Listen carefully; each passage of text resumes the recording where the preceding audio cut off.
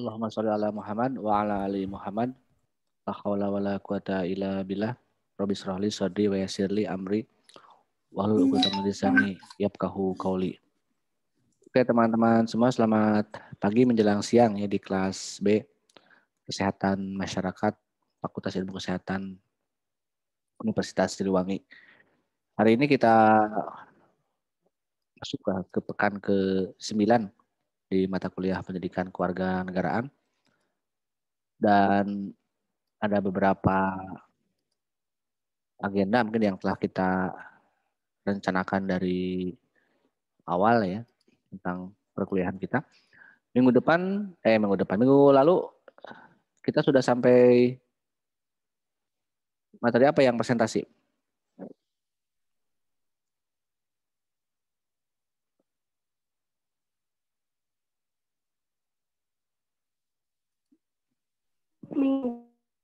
Ya, Demokrasi, Pak. oke, demokrasi. Oke, sekarang kita lanjut ya ke pembahasan mengenai demokrasi. Karena saya agendakan untuk 2 pertemuan, ya kita fokus dulu ke pertanyaan yang masuk ke saya langsung ya di 2 konten yang saya telah upload di waktu bulan puasa malahan ya. Saya share ke kelas Anda. Saya ini sebenarnya on cam ya, tapi bisa lihat gambar saya, bisa dilihat nggak? Dong ngeblank. Tidak, Pak. Tidak, Pak. Tidak, Kenapa ya? Yang Bentar ya. Pak. Ada video yang salah gitu ya, ini settingan di komputer saya ini.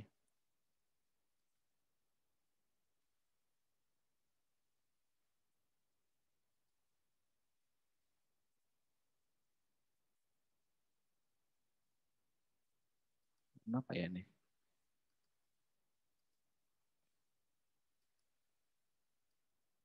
Maksudnya blanknya video saya nih. Nggak tahu, saya juga kurang.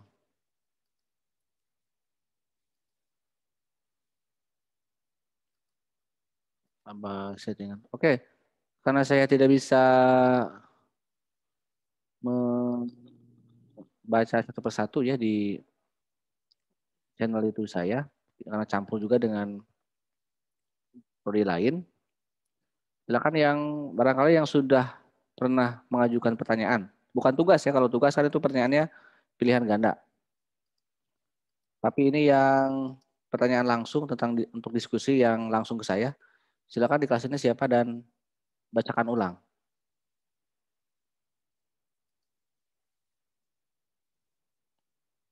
Ada tidak? Baik, itu yang materi konten yang pertama tentang demokrasi secara umum ya, dan yang kedua adalah demokrasi di Indonesia.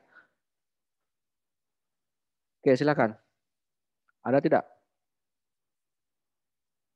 Atau mau langsung bertanya di sini juga nggak apa-apa.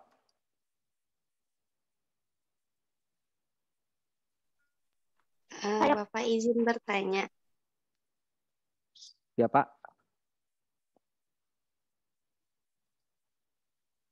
Ya udah langsung aja. Dari siapa? Use ini? Iya, Pak izin bertanya. Oke, Ya, silakan. konten yang pertama, Ya. di menit ke 1.50 kan dikatakan bahwa pada abad pertengahan gagasan demokrasi itu lenyap seketika karena mengalami masa feodalisme yang cukup lama. Nah, pertanyaannya, Pak, apa yang melatar belakangi hal tersebut munculnya feodalisme di seluruh dunia sehingga menyebabkan lenyap gagasan demokrasi kala itu, Pak? Oke. Sudah saya tangkap ya pertanyaan dari Use Nivianti mengenai feodalisme yang lenyap ya di abad pertengahan atau setelah era kebangkitan peradaban Yunani dan Romawi kuno. Kalau dari sisi teori sebenarnya ada siklus Polybius gitu ya. Bahwa memang ada satu roda berputar tentang sistem kekuasaan. dan terus berulang gitu kan ya. Dan di dalamnya salah satunya demokrasi ya. Nah, feodalisme itu kan sebenarnya feodalisme itu gagasan mengenai sistem kekuasaan yang mungkin tidak buruk juga gitu kan, dan tidak baik juga karena memang nggak ada yang baik ya. Kalau sistem kekuasaan memang tidak ada yang baik ya. Termasuk demokrasi pun kan tidak baik sebenarnya.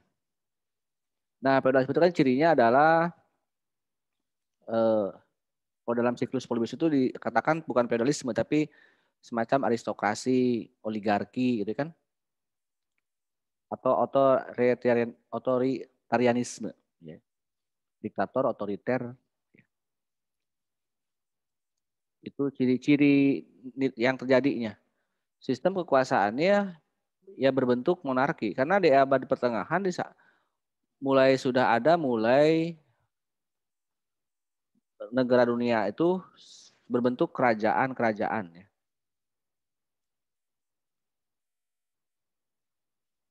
Karena kan peradaban Yunani kuno dan Romawi kuno itu tidak berbentuk kerajaan, terutama Yunani ya, tidak seperti ciri khasnya sekarang negara modern itu, karena ada sistem demokrasi di sana, ada kebauran warga negara di sana, ada partisipasi warga negara. Nah, sementara dalam aturan feodalisme, seiring dengan kekuasaan tunggal mutlak, bisa oligarki, bisa diktator ya. Nah, oligarki itu sistem kekuasaan yang memang hanya dikelola oleh beberapa orang saja, gitu kan. Tapi dalam oligarki juga ada yang dominannya. Kalau oligarki bisa juga diktator itu karena ada yang tunggalnya, ada kerajaan, sistem kerajaannya. Jadi dalam kerajaan kan raja sendiri sebenarnya tidak berlaku sendiri ya, tidak berperan sendiri, tapi juga ada di bawah, ada penasehatnya, ada patih-patihnya misalnya kayak seperti itu. Ada panglimanya, ya patih seperti patih lah ataupun penasehat-penasehatnya. Jadi hanya ya orang-orang yang di lingkungan istana saja, terbatas di lingkungan istana ya. Tentunya memang peran raja di sana sangat sangat dominan ya. Karena walaupun di sampingnya ada perdana menteri, ada penasehat, tapi kan yang keluar dari mulut raja adalah menjadi sabda, menjadi hukum. Kalau kalau faktor secara alamiah yaitu adalah adanya satu siklus gitu kan ya. Kalau secara alamiah. Kalau secara konteks di masuki Masehi aja ya, kita langsung ke masuki abad awal-awal Masehi. Tentunya dalam budaya kerajaan di Eropa, kalau kita berbicara peradaban Eropa, satu Masehi kan memang masuknya peran agama ya. Kalau disebutlah agama yang dominan bahkan sampai saat ini adalah Nasrani ya katakanlah. Nah di sanalah ya kalau kita lihat kan yang menonjol di itu kan peradaban Romawi ya. Karena kan kota Roma salah satunya kan di sana sebagai karena memang dari sisi kekuasaan Roma itu kerajaan besar ya, imperium besar, dan juga di sana sangat dekat sekali apa dengan agama yang dianutnya. Jadi feodalisme itu dipengaruhi juga oleh doktrin-doktrin agama. Ya. Kita tidak berbicara dulu Islam ya, karena kan Islam ada nanti setelah abad ke-6 ke-7 setelah Nabi Muhammad lahir itu di sekitar setelah Masehi ya di 600 tahun atau 6 abad setelah Masehi. Setelah ya dominasi peradaban Eropa ada. Tapi memang sangat tenggelam ya kemajuan dari sisi ilmu pengetahuan, dari sisi mungkin juga pembangunan infrastruktur di sana dalam bahasa Eropa disebut dengan the dark age gitu kan, zaman kegelapan. Karena salah satu kenapa ada kegelapan ya karena ilmu pengetahuan sangat dibatasi oleh doktrin-doktrin ajaran agama dan itu cukup lama di Eropa itu ya ternyata cukup lama dari abad ke-1 sampai abad ke-12 13 ya mulai ada Renaissance dan humanisme itu. Itu karena 3 hal ya kalau dari sisi alasan, adalah karena siklus yang alamiah, ya, karena memang itu, yang kedua memang pengaruh kerajaan semakin dominan, dan kerajaan itu tidak masalah kalau seandainya misalnya tidak diikat oleh hukum-hukum doktrin-doktrin agama yang kebanyakan gitu kan, mungkin sejadi atau juga memang benar adanya banyak yang bertentangan dengan ilmu pengetahuan. Ya kalau kan banyak juga kerajaan besar yang melahirkan peradaban-peradaban yang hebat ya. Bahkan di sebelum Masehi, Persia ya. Kan banyak juga kerajaan-kerajaan besar ya. Atau kisah-kisah para nabi juga itu jauh sebelum abad pertengahan, sebelum abad-abad Masehi ya. Jadi memang masuknya pengaruh Islam pun sebenarnya dalam bahasa Islam kan abad itu disebut dengan era jahiliyah gitu kan, sebelum Nabi Muhammad lahir itu disebut era jahiliyah. Jadi memang manusia ya seperti serigala memangsa manusia yang lain ya gitu. Jadi saling memangsa, saling menaklukkan. Sebelum ditemukannya sekarang era modern, era humanis, ya, sistem kerajaan juga ada campur tangan ya agama mau tidak mau kan ada perang salib di sana kan, menjelang Renaissance humanisme kan ada perang salib ya, perang kerajaan, perang pengaruh juga antar imperium, antara Islam dan Kristen di sana muncul. Jadi itu cukup lama ya, 1000 tahun lebih ya, era seperti itu. Ya, kalau dalam sejarah Islam mungkin dari saat adanya Khilafah Rasyidin ataupun dari titiknya dari Nabi Muhammad sampai Sulaiman sampai Turki Utsmani itu sudah ada Eropa ya dunia Islam telah bangkit lebih dulu ya, sebelum humanisme dan Renaissance. Bahkan adanya humanisme dan Renaissance Eropa juga karena salah satu faktornya adalah seringnya kekalahan yang dialami oleh Imperium Romawi ya, oleh Barat, oleh dunia Barat.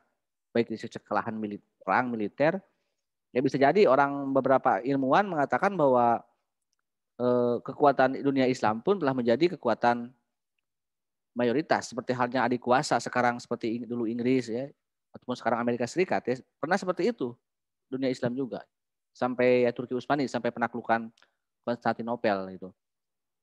Jadi itu kurang lebih ya teman-teman semua salah satu apa yang terjadi.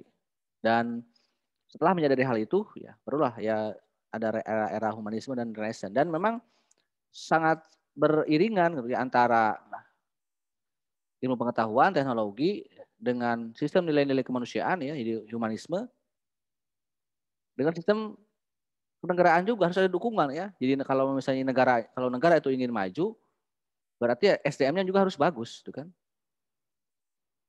Makanya dalam era-era modern itu berimbang gitu kan ya, antara sistem pemerintahan kekuasaan demokrasi yang modern yang menjunjung tinggi hak asasi manusia kan, humanisme,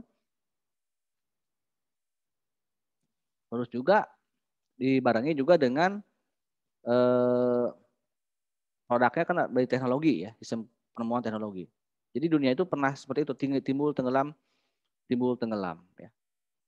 Dalam lingkup kecil juga di Indonesia saja kan, walaupun kita masuk di era modern ya, tetapi kan pada akhirnya dari 45 sampai 2001 sekarang kita juga mengalami masa-masa era yang bergantian dalam skup kecil ya. Kita mengalami Orde Lama, Orde Baru ya. Bahkan sebelumnya ada demokrasi bebas di sebelum Orde Lama kan ya. Terus ke Orde Baru, Orde Lama kan otoriter. Sekarang kita demokratis lagi, bebas lagi. Bahkan sekarang juga ada yang mengarah ke otoriter lagi ya, dengan adanya oligarki kekuasaan yang dalam era pemerintahan sekarang. Dengan masuknya semua partai politik ke kekuasaan, dengan wacana-wacana 3 periode bahkan seumur hidup ya, jabatan presiden, itu salah satu indikator bahwa di dalam skup kecil pun di Indonesia itu siklus kekuasaan itu akan senantiasa berubah. Kayak itu. Ya. Ada lagi, Ustaz, cukup?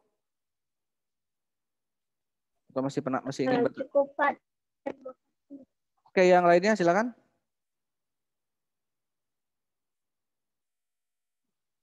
Selain Ustaz ada yang lain? Saya Pak, Oke, izin bertanya. silakan Farid ya. Mengapa sistem demokrasi itu dianggap yang paling terbaik gitu Pak dari sistem yang lainnya? Kenapa dianggap yang terbaik? Ya, pokoknya bahasa saya sama halnya dengan para ilmuwan, kalau mengutip kata ilmuwan itu bukan yang baik ya, yang buruk demokrasi itu. Yang terbaik di antara yang buruk ya demokrasi itu. Sehingga ini salah satu hal yang mungkin harus kita pahami betul, bahwa demokrasi itu dalam sistem demokrasi itu, kenapa sih Pak misalnya? Kenapa dalam di dunia maupun di Indonesia yang menurut demokrasi itu selalu ada masalah, selalu ada kisruh ya. Apakah korupsi, apalagi kerusuhan ya, demonstrasi dan lain-lain itu, bahkan ketercapaian tujuan negara juga selalu mengalami berbagai hambatan. Karena ini harus kita pahami, konsep dasar demokrasi sendiri itu bukan sistem yang baik, sehingga wajar kalau memang ada masalah. Ya. Tetap ada masalah. Kenapa dianggap yang terbaik di antara yang buruk gitu kan? Mungkin yang lainnya sangat buruk ya, diktator, otoriter, aristokrasi ya banyak. Saya lupa lagi nama-nama istilah dari Siklus Polybius gitu ya. Karena ini harus kajiannya ya mata kuliah ilmu negara atau ilmu politik. Kita kan hanya pendidikan kewarganegaraan, hanya satu bab. Tapi akan saya terangkan aja kan itu untuk memperdalam wawasan Anda. Ya paling tidak dianggapnya karena yang lainnya kan tidak ada pelibatan rakyat. Ya. Jadi ruang untuk kekuasaan, kalau kita lahir di dalam era kerajaan, kita lahir sudah disiapkan siapa yang akan menjadi siapa penguasa kita, yaitu raja, ya, yang dengan segala kelebihannya, dengan segala kekuasaannya mungkin raja itu memiliki kewenangan untuk mengendalikan segala urusan, jadi multifungsi ya, sebagai hakim, sebagai jaksa, sebagai penuntut. Ini kan sabda juga, satu ucapan saja raja itu menjadi hukum dalam sistem negara itu. Makanya raja itu kalau lihat anak para putra kota itu kan, kalau kerajaannya untuk masa depan ya gitu, untuk kepentingan rakyat, dididik dengan baik oleh kerajaannya, dipersiapkan, dididik, ya, dibina siapa gurunya, siapa yang menasehatinya. Kalau dalam cerita-cerita Kesultanan Turki aja, kalau Anda lihat di dunia Islam ya, yang jelas tuh ada film Turki yang tentang penaklukan Konstantinopel ya, Muhammad Al-Fatih itu kita lihat bahwa dipersiapkan dengan baik ya, di usia belasan tahun, di usia ABG-nya sudah bisa menaklukkan dunia kan, bisa menaklukkan Romawi gitu. Nggak ada persiapan khusus. Tetapi kan namanya juga manusia ya, kenapa bisa runtuh feodalisme itu? Karena yang namanya manusia itu mau dengan secara kodratnya saja ya, nggak diberikan kewenangan pun manusia itu bisa serakah ya, bisa merebut kekuasaan, apalagi diberikan kewenangan. Ya mungkin kenapa runtuhnya feodalisme, munculnya demokrasi dan budaya modern itu karena di sana, daerah sana ya, banyak raja-raja jolim, banyak raja-raja yang diktator ya, di Eropa khususnya gitu kan. Para apa sih namanya, para adik kuasa di Eropa seperti Prancis itu kan, Napoleon kan dikenal dengan raja yang paling diktator ya sepanjang sejarah Eropa atau dunia, sampai ada revolusi Prancis itu. Dan memang Prancis itu jangan salah ya kan, apa yang menjajah Belanda, bayangkan kita itu dijajah oleh Belanda, sementara Belanda sendiri dijajah oleh Prancis. Jadi memang sangat bisa dibayangkan ya bagaimana diktatornya feodalisme di Prancis, di Eropa, yang bahkan saking diktatornya ya, salah satu mungkin kerajaan atau wilayah yang tidak takluk oleh dunia Islam, dunia Timur, yaitu Prancis. Islam kan bisa masuk ke Andalusia ya, yang sekarang menjadi Spanyol. Banyak peninggalan-peninggalan Islam di Spanyol. Tapi tidak sampai masuk ke Prancis. Mungkin bisa jadi saking kuatnya, selain kuat, mungkin saking tertutupnya, saking tidak boleh ada yang lain yang masuk ke Prancis misalnya, ke di era Napoleon itu ya. Dan ingat, kelahiran demokrasi sendiri, kalau kita lihat revolusi Prancis kan revolusi berdarah ya, bukan revolusi konstitusional. Revolusi Amerika, revolusi industri, apa namanya Amerika itu istilahnya itu yang ya kemerdekaan Amerika Serikat ya kan itu juga berhubungan dengan revolusi Prancis ya. Sama ya jadi ada konflik berdarah gitu kan. Demonstrasi rakyat menghakimi rajanya. Jadi upaya untuk menjadi demokrasi itu melalui darah, bukan hanya melalui musyawarah mufakat kalau dalam kita ya.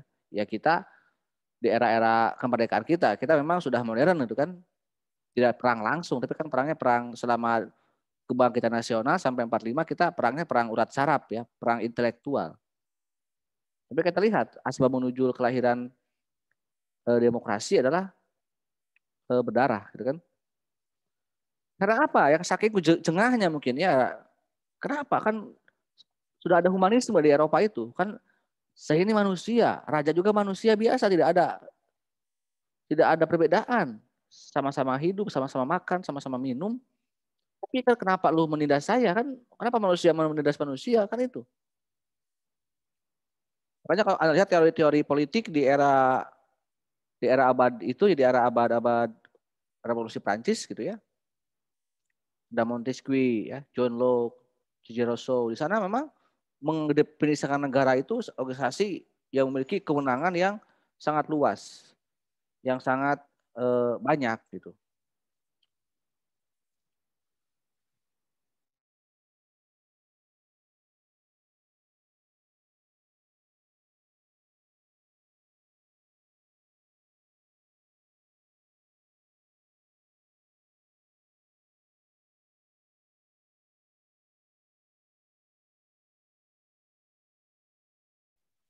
Itu ya Muhammad Farid.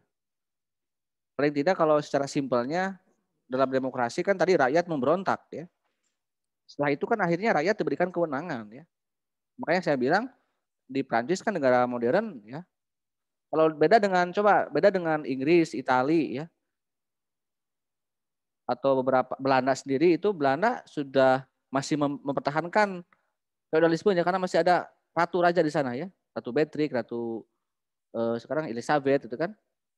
Tapi kalau Prancis sendiri itu total negara modern ya. Tidak ada peninggalan Napoleon. Sama dengan Amerika Serikat. Amerika total negara modern gitu kan. Tapi ya walaupun demikian kan bentuknya monarki konstitusional ya. Walaupun misalnya ada di Asia ada Belanda, Jepang gitu. Maaf, Malaysia, Jepang itu kan, Brunei. Mereka kan jajahan Inggris. Inggris juga kan sama, tidak menghilangkan feodalismenya. Tapi untuk urusan kekuasaan, pemerintahan, mereka modern karena ada Perdana Menteri. Tapi untuk simbol negara mereka masih menggunakan simbol-simbol feodal, yaitu ya raja ataupun ratu atau sultan dalam dunia Islam.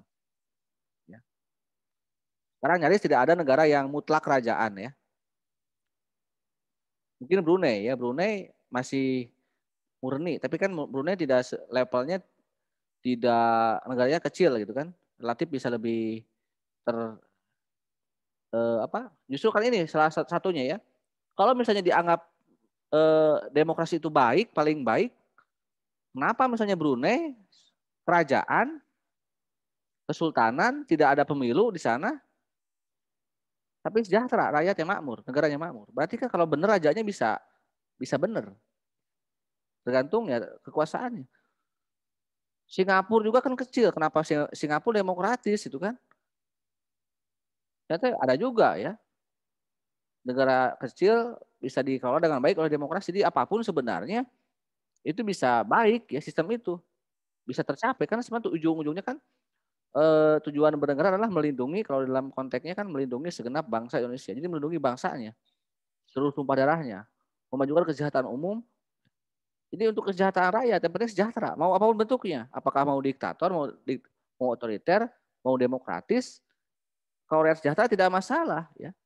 Tapi kan masalahnya ketika dulu kita diktator, zaman Orde Lama ya, zaman Pak Bung Karno kita mencoba untuk diktator.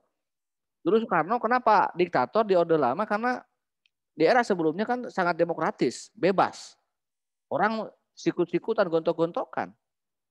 Oke lah, kalau begitu kita robah aja ke diktator Orde Lama, demokrasi terpimpin.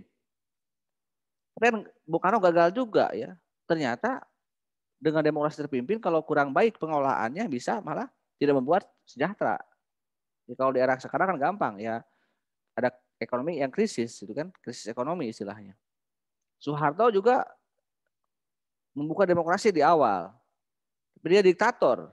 Ada saja dia baik diktator kan? Dia tahun 80, awal 90.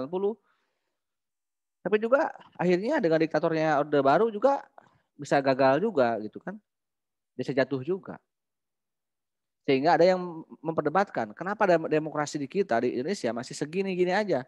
Masih ada kerusuhan, masih ada korupsi misalnya. Masih ada ketidakpuasan antar masyarakat, terpecah belahnya bangsa dan negara. Oke, bahwa demokrasi itu sebenarnya hanyalah proses katanya ya. Jadi ada orang yang memaknai mazhab bahwa demokrasi adalah hanyalah proses menuju kemakmuran kesejahteraan rakyat atau dalam istilah lain menuju masyarakat madani, civil society. Baldatun, toyibatun, waladun gofur istilahnya kan seperti itu. Tujuannya itu. Jadi dalam proses menuju masyarakat madani, civil society itu ya seperti ini ya, kerusuhan, korupsi. Nanti akan ditemukan titik terangnya di mana. Sama ketika kita dalam ujian kehidupan ya.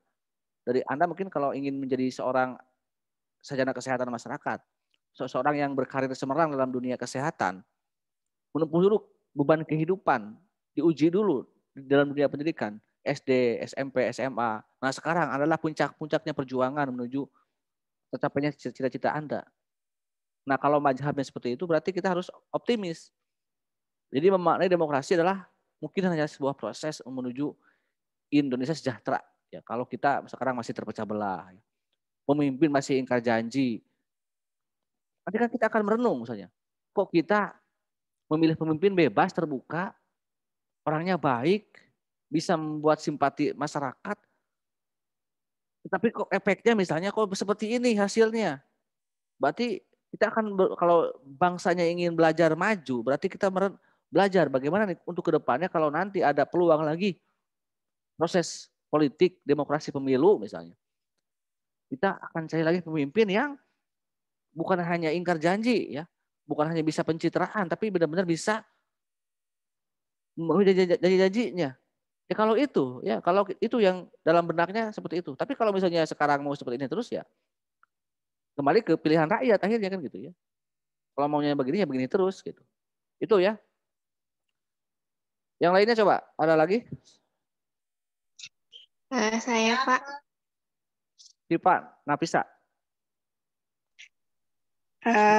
Kan di video yang kedua itu disebutkan di menit ke-12 kalau nggak salah Pak, disebutkan bahwa kan Orde Baru itu udah ada demokrasi ya.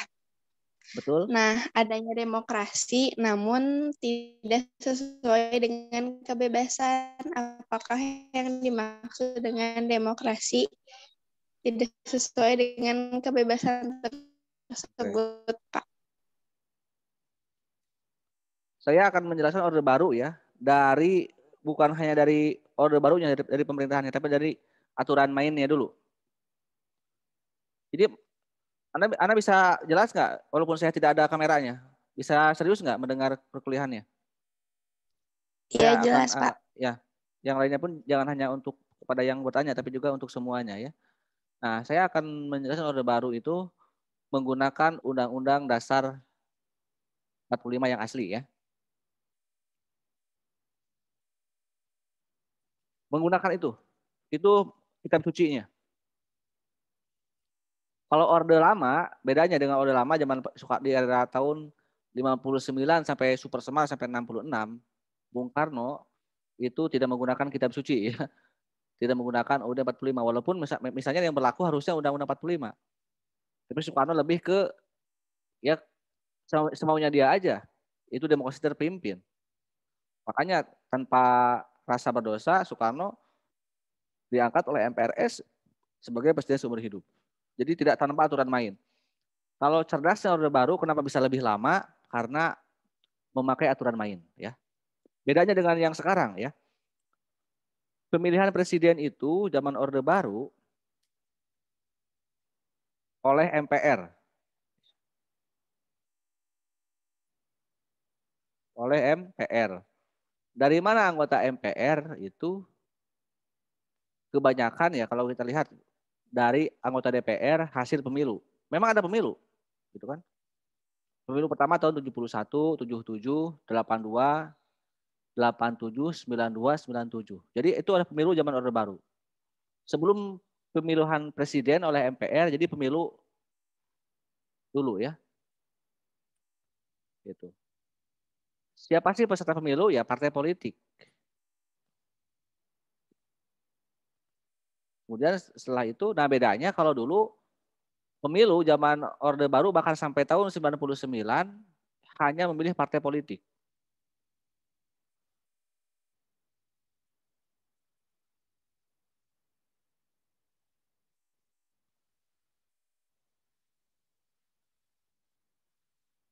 Bentar ya, saya juga harus menampilkan slide dulu.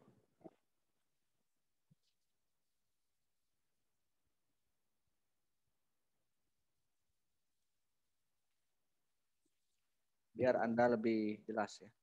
Kalau saya sudah menyiapkan misalnya. Sudah ada bahannya.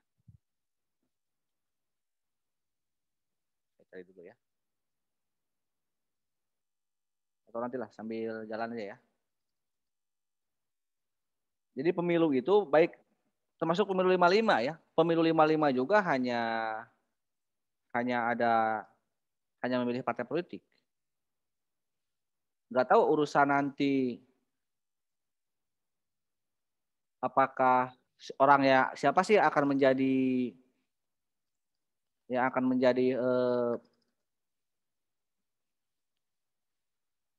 anggota MPR-nya ya atau anggota DPR-nya itu terserah partai politik.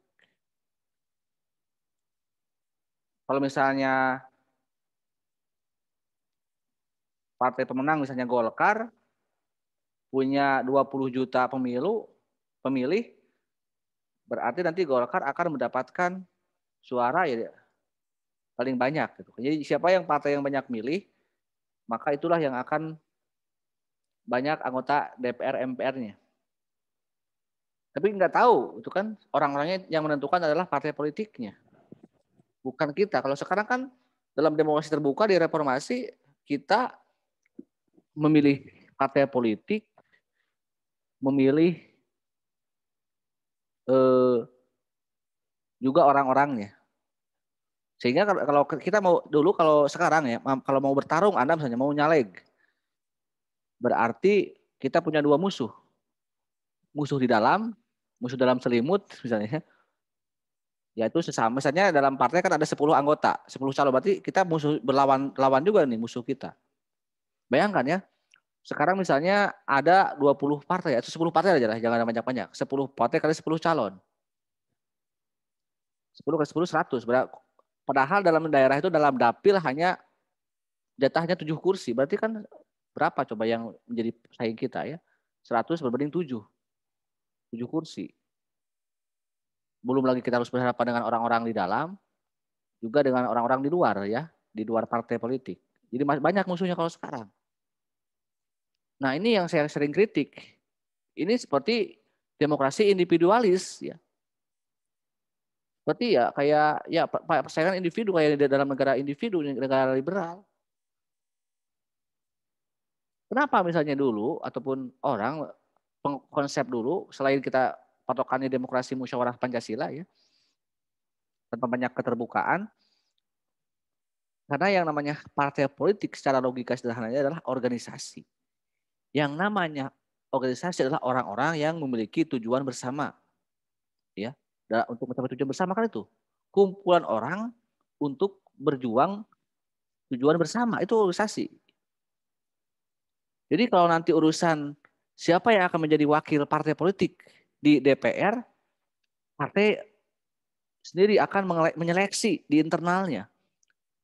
Jadi kalau misalnya Golkar punya jatah 500 kursi di DPR, katakanlah yang atau 400 kursi, berarti akan memilih orang-orang terbaik untuk menjadi wakilnya di MPR. Paham nggak maksudnya? Jadi itu terjadi. Dulu mana ada anggota DPR, MPR yang dari pengusaha lotek misalnya, tukang bensin. Maaf aja ya kalau saya bandingkan. Dulu walaupun tidak terbuka seperti sekarang, Ya itu yang terjadi gitu kan. Walaupun misalnya tidak tahu kita memilih siapa, tapi orang-orang yang masuk ke parlemennya minimal mereka kebanyakan yang dipilih para pensiunan ya, mantan kepala dinas, kalau di daerah itu ya, mantan jenderal, termasuk yang menjadi kepala daerah, yang menjadi di legislatif, di eksekutifnya, siapapun ya. Jadi jabatan-jabatan formal dulu memang diisi oleh orang-orang yang memang punya pantas lah dari sisi kapasitas, kemampuan, latar belakang pendidikan.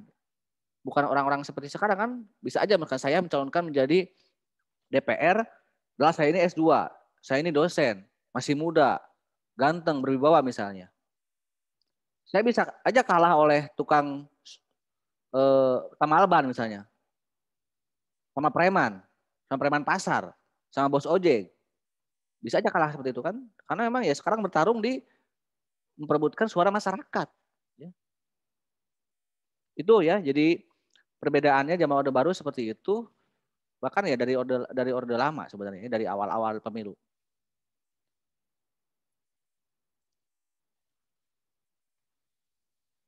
Apalagi coba cari apa sih? Inti pertanyaannya apa? Saya hanya beri satu perbedaan aja. Kenapa orde apa? SIPA itu apa sih? Orde Baru dianggap diktator apa? Itu Pak, apa yang dimaksud dengan demokrasi tidak sesuai dengan kebebasan? Tadi ya, karena aturan mainnya seperti itu ya. Apakah Undang-Undang Dasar 45 itu sudah mencerminkan nilai demokrasi atau belum? Ini yang pertama kali harus Anda pahami ya. Karena orang yang beranggapan bahwa Orde Baru tidak demokratis akibat Undang-Undang Dasar 45 yang juga yang tidak demokratis. Sehingga diamandemen lah tahun 2002 ya. Selama 4 kali dari tahun 99. Dibukalah keran kebebasan dalam Undang-Undang Dasar hasil amandemen reformasi. Dan memang sekarang ya sudah sangat demokratis ya. Bahkan melebihi demokrasi di Amerika sendiri. Di kita kan one man one vote. Jadi sangat terbuka di kita itu sekarang ya pemilu kita. Di Amerika saja tidak one man one vote karena ada suara elektoral ya. Satu orang tapi bisa mewakili ribuan orang. Di kita kan sangat ngeri ya, seorang profesor bisa satu haknya sama dengan tukang beca. Mohon maaf ya, tanpa mengesampingkan tukang beca ya. Kenapa mereka tukang beca yang harus saya singgung? Karena Anda pernah mendengar cerita? Ini saya selingan dulu ya. Jadi ada penumpang beca malam-malam katanya ya, naik beca. Perempuan cantik ya. Setelah turun dari becanya, diterimalah sama si tukang becanya. Neng bayar sana. Apa mang?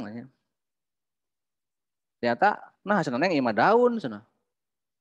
Jadi bayar aku daun. Oh ternyata Kunti, tahu kan Kunti ya jurig lah ya. Dasar Kunti, dasar jurig. Nya mending abdi jurig daripada emang tukang beca gitu. Jadi saking kuilinya. Ya di kita ya sampai itu ya gitu. Jadi tukang beca bisa satu suara dengan profesor. Itu ya. Jadi dari sisi aturan main ya. Padahal ketika lihat demokrasi itu kan bukan hanya kebebasan ya. Ini harus kita pahami ya. Hanya salah satu ciri. Jauh kalau kita melihat nilai demokrasi, kalau kenapa kita ini berdemokrasi dalam konteks budaya modern, kita lihat tujuan negara itu apa sih tujuan utamanya? Melindungi bangsa Indonesia dan seluruh tumpah darah Indonesia. Dan memajukan kesejahteraan umum, mencerdaskan kehidupan bangsa, itu yang harus kita ingat. Falsafah bangsa kita kan itu. Adapun nanti misalnya aturan pelaksanaannya, mau gayanya mau bagaimana, kita lihat apa sih yang menjadi prioritas ya. Dan saya yakin bahwa para perumus UUD 45, para pendiri bangsa kita telah merumuskannya dengan baik. Dengan melihat Pancasila ya, 5 sila. Katakanlah dalam sila keempat.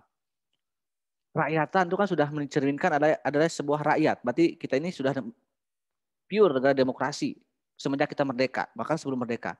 Kita merencanakan negara modern, yaitu negara demokrasi. kerakyatan yang dipimpin oleh hikmah. Bayangkan hikmah itu kan salah satu bentuk kalimat filsafat atau kata filsafat yang tinggi ya. Kita ambil hikmahnya kan itu. Memang serapan dari bahasa Arab ya.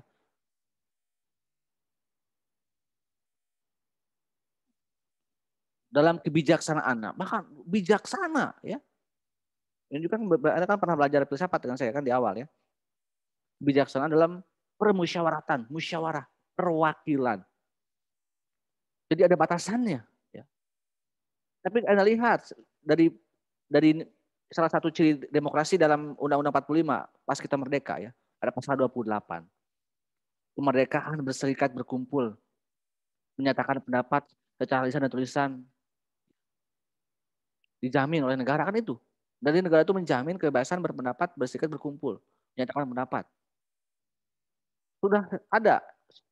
Bahkan dalam pasal sebelumnya, kedudukan yang sama di mata hukum dan pemerintahan dan wajib menjunjung tinggi hukum dan pemerintahan tanpa kecualinya.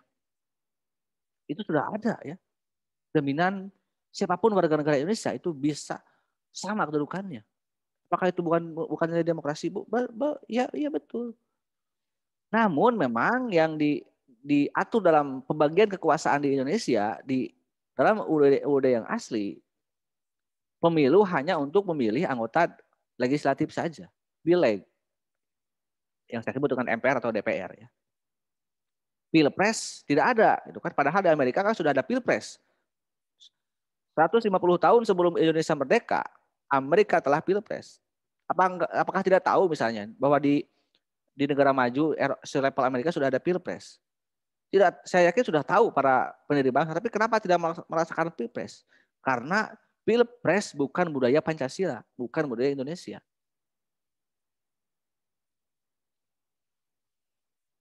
Itu kalau lihat dari bandingan hukum ya. Jadi landasan hukum yang terjadi. Jadi dari sisi aturan saja sebenarnya sudah ada. Jadi normal Orde Baru itu ya. Saya bilang normal. Pemilunya ada 5 tahun sekali. Sidang umum MPR-nya ada.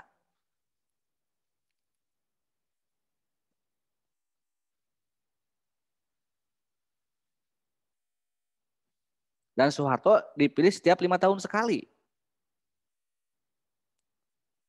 Nah ini itu yang saya uraikan barusan adalah dari sisi kelebihan-kelebihannya ya.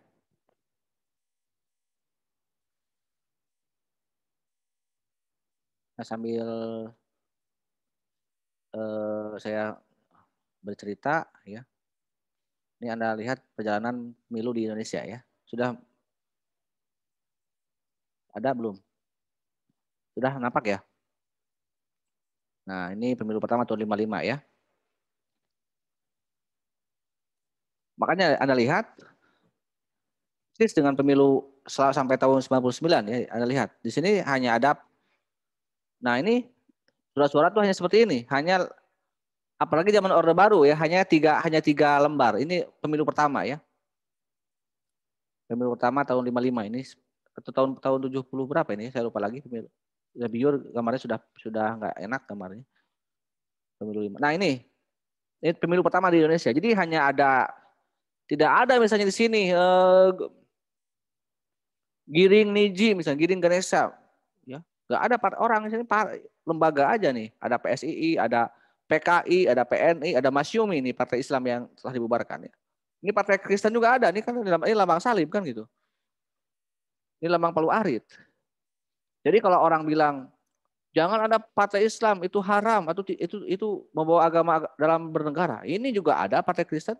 Makanya saya yakinkan ke Anda, agama apapun, apalagi Islam itu tidak bertentangan dengan Pancasila. Boleh dijadikan landasan dalam berpolitik. Yang tak boleh hanyalah komunis. Ya. Agama itu boleh sebagai landasan perjuangan. Jadi ormas itu tidak perlu berpancasila ya landasannya. Bisa ormas berajaskan agama. Ya seperti EPI, kan itulah HTI yang dibubarkan. Berarti dia tidak paham Pancasila. Negara kita kalau seperti itu pandangannya, berarti negara sekarang, pemerintahan sekarang tidak paham Pancasila sebenarnya gitu kan. Karena agama nggak dilarang, yang dilarang adalah komunis. Nah ini ya beberapa nuansa pemilu. Jadi gambarannya sekarang itu bebas ya. Karena kan pertanyaan tadi bertanya tentang kebebasan. Kita pun sama pernah bebas seperti sekarang zaman tahun 55 ya. Pemilu pertama di Indonesia diadakan 55, dibagi menjadi 2 tahap, pemilu anggota DPR dan konstituante ya. Di 29 September dan 15 Desember. Ada 172 kontestan yang bersaing meraih kursi parlemen. Sindiran dilakukan melalui karikatur dalam media cetak, kayak baliho tadi ya, kayak mading-mading dulu itu ya, pamflet triplet. Narasi pemberitaan dalam media cetak, pidato juru kampanye, dan brosur-brosur. Isu yang dimainkan, ya, ini isunya, sentimen agama, menuduh komunis itu kafir. Itu biasa, jadi sekarang orang batasi kata kafir menjadi non-Islam misalnya. Ini, waduh, padahal nggak tahu juga ya narasi-narasi sekarang itu dulu aja yang SDM di kita sudah bagus, sudah masih di bawah rata-rata sudah siap dalam bermain terbuka ya, dituduh kafir. Situasi politik nasional, ekstremisme keagamaan ya. Partai pemenang yaitu PNI ya, 8,8 juta, 8,4 juta, PN Masyumi 7,9, semua kursinya sama. Nahdlatul Ulama ya. Sehingga kalau sekarang ada istilah maaf ya, seperti kadal menuduh orang Islam kadrun, kadal gurun, cebong, pak kampret dan sebagainya. Apalah ya, onta Arab dan apa sebagainya, si onta atau apa. Itu dilakukan oleh PKI ya di tahun 55.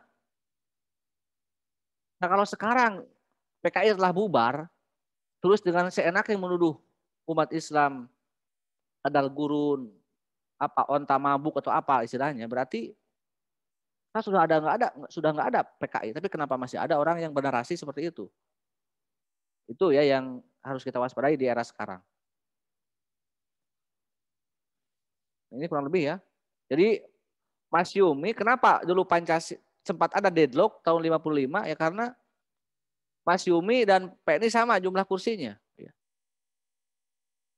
PKI ini cukup besar ya. PKI punya 45 kursi di MPR. NU 39 kursi. Yang lainnya kan di bawah 10 ya. Makanya saya bilang ini 4 partai besar. Kita lihat ke orde baru, saya kira hampir sama ya.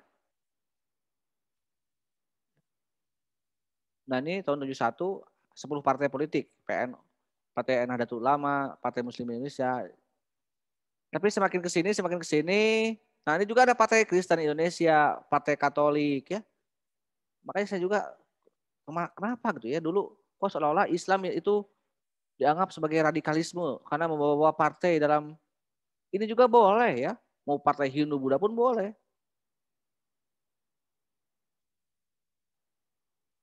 Nah ini surat-suratnya jadi gini aja ya. Apalagi kalau Anda lihat pemilu-pemilu sebelumnya ini. Tahun 77 sampai 97 ini hanya ini yang dipilih. Simpel aja, pilih P3, Golkar atau PDI. Yang Islam, politik Islam di sini. Ini yang kekuasaan ya, partai menengah Golkar. Yang ini PDI juga. Jadi normal kan ada, nggak sampai dibubarkan partai politik. Nggak sampai ada membubarkan ormas. Sekarang Pak Jokowi dan kawan-kawan sama ormas saja takut itu kan sampai dibubarkan. Padahal ormasnya nggak punya kekuasaan. Ya EPI, Habib Rizik itu kan sampai dipenjarakan, sampai ditangkap, sampai dihukum. Dulu ya, partai sediktatornya Orde Baru masih ada partai politik gitu kan untuk pemilu.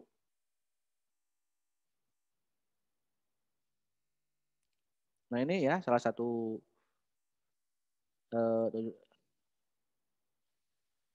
nah kita lihat setelah reformasi ya perbedaannya ya biar kita bisa melihat perbandingan perbedaannya.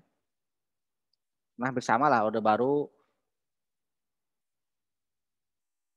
82 sama ya 87 ya 92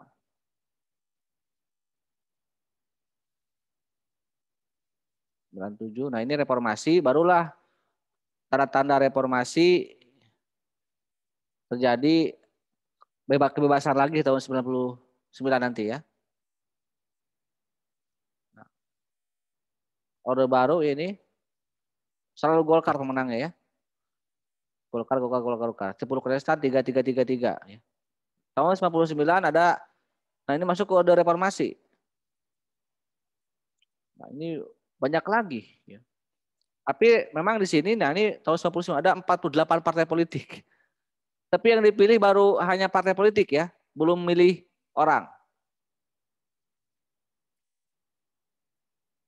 2004 sudah milih orang ya. Selain milih sebagaimana yang pernah Anda alami di pemilu-pemilu tahun, kalau Anda pernah pemilu tahun kemarin, 2004 24 partai politik. Ini sudah ada calegnya ya kalau di sini orangnya. Saya tidak ada contoh surat-suaranya di sini. Nah, dan juga ada pilpres kan ini ya. Wiranto, Solihin Wahid, Megawati dan Hasyim Mujadi dulu, Amin Rais dan Yudhoyono, SBY dan Yusuf Kala, Hamzahas dan Agung Gumelar dulu ya. Yang menang adalah SBY.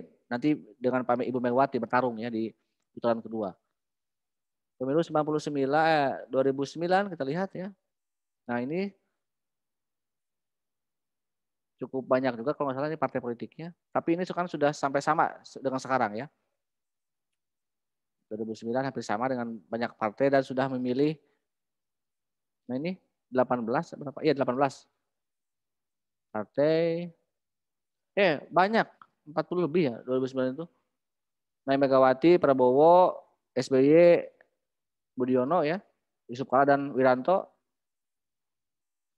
Nah ini 2019 ya, ya kemarin. Walaupun di sini ada orang-orangnya.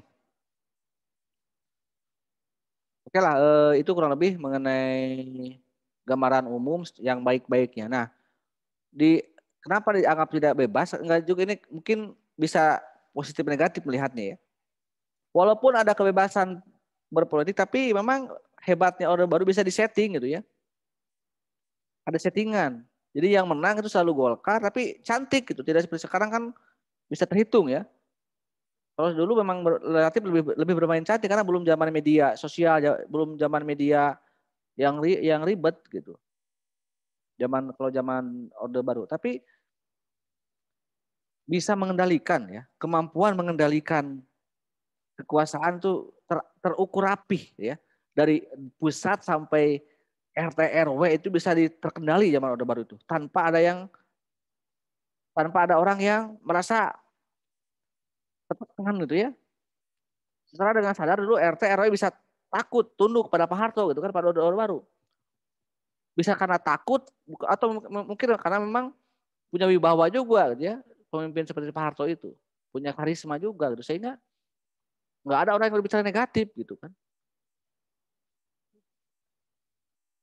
Jadi memang pengendalian media massa juga dulu relatif lebih rapih gitu kan. Sekarang kan media dikuasai oleh kekuasaan ya.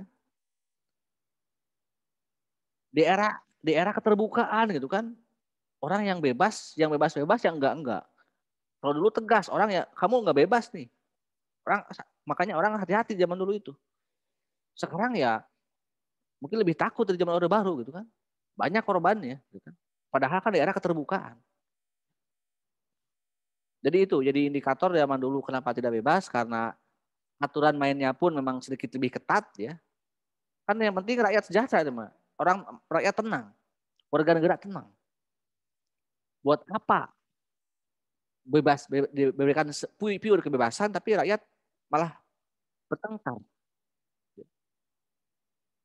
Sesama rakyat sendiri kan itu. Sekarang misalnya malah semakin parah kan itu ya. Ada dua kubu yang berseberangan ya. Pro dan kontra pada pemerintah. Padahal ya, harusnya tidak seperti itu. Atau dibiarkan ya dikelola dengan baik gitu kan perbedaan itu. Bukan terus dibenturkan. Jadi memang sekarang narasi-narasi sekarang kebanyakan juga. Kadang-kadang kalau dianggap kalau you melawan gue sebagai presiden, sebagai penguasa, you ini tidak Pancasilais. Itu kan narasi yang keliru. Orang berbeda pendapat masa dikritik gitu kan, harusnya dia itu negarawan. apa-apalah gitu ya, kamu kritik saya, tapi kan saya makanya kalau saya salah saya akan perbaiki cara kerja saya sebagai presiden. Karena kan saya dipilih oleh Anda. Dan nggak perlu semua orang harus suka dalam demokrasi itu kan. Cukup aja 50% plus 1 yang supaya menang. Makanya yang 49% akan tidak suka itu harus siap dengan kritikan bahkan caci maki. Ya. Jadi itu yang dimaksud dengan kebebasan zaman dulu ya, zaman Orde Baru, karena memang sistem yang dibuat ya untuk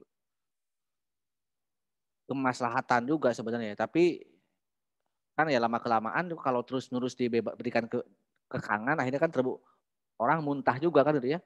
Akhirnya berontak juga di tahun 98 gitu kan. Karena secara umum, tapi memang secara umum selama 30 tahun di masa Orde Baru relatif ya negara lebih terkendali ya kalau dibandingkan dengan sekarang yang jauh lebih bebas ya. Oke, itu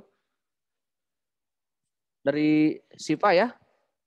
Saya memang harus panjang lebar karena sangat banyak ya yang jadi pokok-pokok ini dari demokrasi di Indonesia. Selain Siva ada lagi? Kita ada waktu sekitar 5 menit lagi lah. Terus 10 menit lagi kalau masih ada yang bertanya, yang pernah bertanya atau yang masih penasaran? Ada? Ingin bertanya. Regista Alfat ya. Iya. Silakan. Bertanya, Ya. mengapa demokrasi komunis tidak ada lawan, tetapi di demokrasi liberal ada perlawanan dalam partai tersebut, Pak? Partai politik dan apa sih republik? Ya, karena kan beda filosofinya. Filosofi komunis kan monopoli diktator tunggal ya. Karena ya sangat sistemnya monopoli politik maupun ekonomi. Karena tidak ada kepemilikan individu. Semua yang ada di dunia ini di negara itu adalah milik gue, milik negara. Ya. Jadi tidak boleh ada lawan gitu kan. Ada sih partai sih ada. Ada partai komunis di Korea Utara, di Cina ya, Tiongkok, RRT atau RRC. Tapi pemilu hanya untuk legitimasi saja.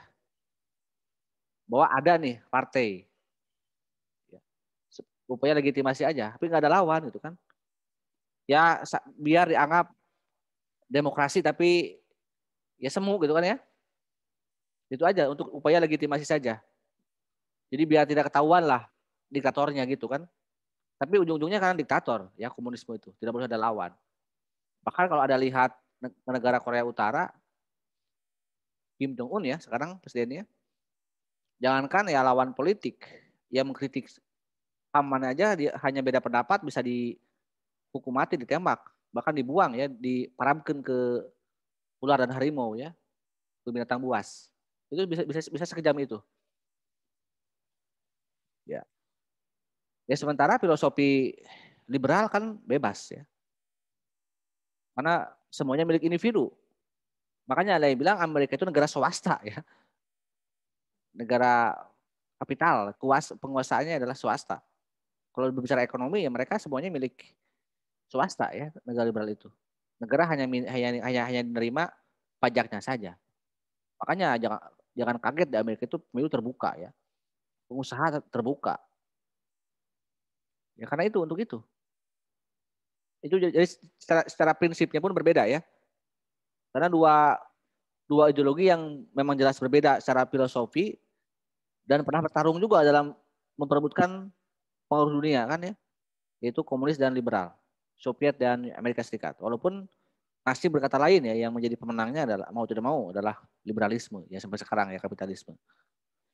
Tapi kalau Anda lihat sekarang indikator-indikator misalnya ekonomi Tiongkok mulai menjadi negara dikuasa ya, mempengaruhi, termasuk kita pun banyak meminta bantuan ke Cina. Ya Cina mungkin bisa lebih bahaya daripada Amerika Serikat dalam tanda petik ya. Karena Cina bukan hanya bermain di ranah, jadi cara politiknya komunis ya Cina itu, betul. Karena tidak boleh ada, ya mungkin sekarang kalau Anda lihat gaya Cina ya resikonya. Sekarang mayoritas partai politik di Indonesia saja sudah harus gabung ke kekuasaan.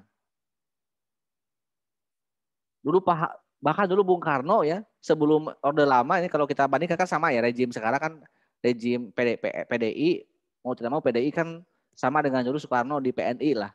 Karena kan warisan darah dan warisan ideologi. Bahkan dulu Soekarno tahun 46 sempat mengusulkan partai tunggal, PNI sebagai satu-satunya partai politik. Dilawanlah oleh Bung Hatta. Bung Hatta kan dia liberal ya. Tapi gagal. Ya mungkin salah satu impian-impian kiri, impian-impian komunisme, impian-impian diktator Soekarno diwujudkan di Orde Lama, di demokrasi terpimpin. Walaupun memang tidak ekstrim, tapi mengumpulkan dukungan ya. Yang tidak mendukung partai dibubarkan kan zaman Soekarno kan gitu. Ya sama mungkin dengan sekarang gitu ya. Upaya untuk menggabungkan berbagai partai politik supaya menjadi pendukung penguasa. Ya bedanya dengan Pak SBY. Pak SBY itu dulu waktu menjadi presiden hanya didukung oleh 2 partai politik, 3 partai politik, hanya 20% kurang lah. Modalnya hanya 7% Demokrat.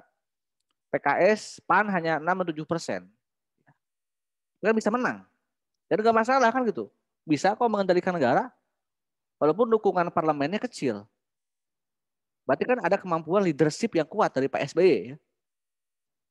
Dan buktinya kan bisa. Ekonomi kita relatif stabil. Kalau sekarang, mohon maaf aja kan gitu. Partai semakin banyak dikumpulkan, semakin banyak kekuatan dikumpulkan, elit. Tapi kan akhirnya tidak efek pada pertumbuhan ekonomi pun kan tidak baik gitu kan. Berarti leadership Pak SBY jauh lebih baik daripada Pak Jokowi. Kalau kita mau bandingkan indikatornya dari sisi ekonomi aja ya gitu. Belum lagi yang lainnya. Ini mohon maaf aja kalau saya mau, karena saya merasakan dan mungkin Anda juga pernah tahu itu gitu kan ya di waktu Anda sekolah. Berarti memang ada dalam demokrasi itu bukan hanya masalah sistem ya pemilu lalu ada pemenang, tapi leadership orang yang menang itu juga harus penting ya makanya kita diberikan hak untuk bersuara itu untuk memilih pemimpin itu agar kita ini tahu mana yang punya leadership, mana yang tidak.